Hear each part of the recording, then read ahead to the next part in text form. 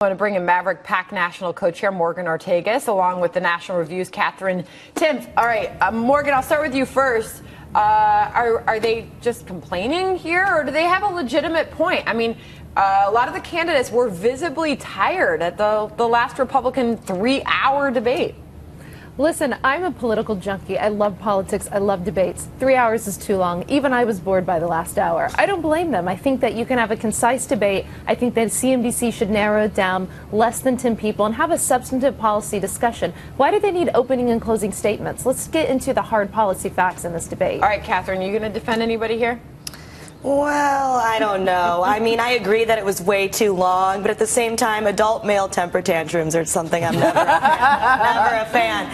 And this is typical for Trump because he does bring ratings. Love him, hate him, still like to watch him. Carson, I don't think anybody's really excited to hear Carson speak because he's, you know, Wait, hold on a second. I mean, the man has been surging in the polls. Oh, absolutely. But in a debate, he talks like this.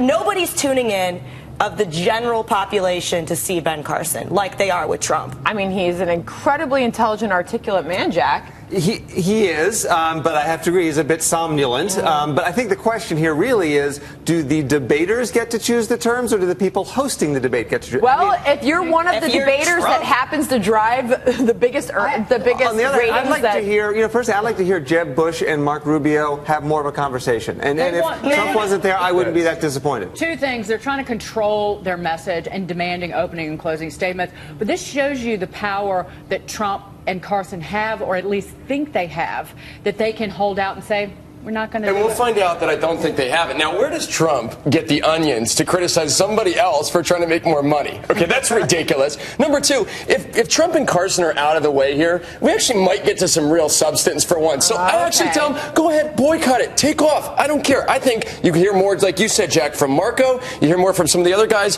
John Kasich, because those are the people that I want to hear from. Well, it's about money, but you're not. Nobody's going to watch. It's going to be horrible ratings if there's no Trump. People are watching it. And that's too People bad are watching it saying, what is Trump going to say? Morgan, I want to bring you in here because we have some numbers. Hillary Clinton following up her strong debate performance with some rather impressive fundraising numbers. Does this mark a turnaround for her campaign? I was really impressed by her fundraising numbers last night. When the FEC reports come out, I really enjoyed digging into it. And so Hillary Clinton has said by the end of 2015, she wants to raise $100 million. She's raised $77 million this year, and she has more cash on hand than anyone running for president. I was surprised at these numbers. I think it's a strong showing for her, and I think it may give Joe Biden pause. There's a lot of questions about how much her husband is helping her out with those fundraising efforts and whether or not he's going to step in and be even a bigger part of that, Katherine. Yeah, absolutely.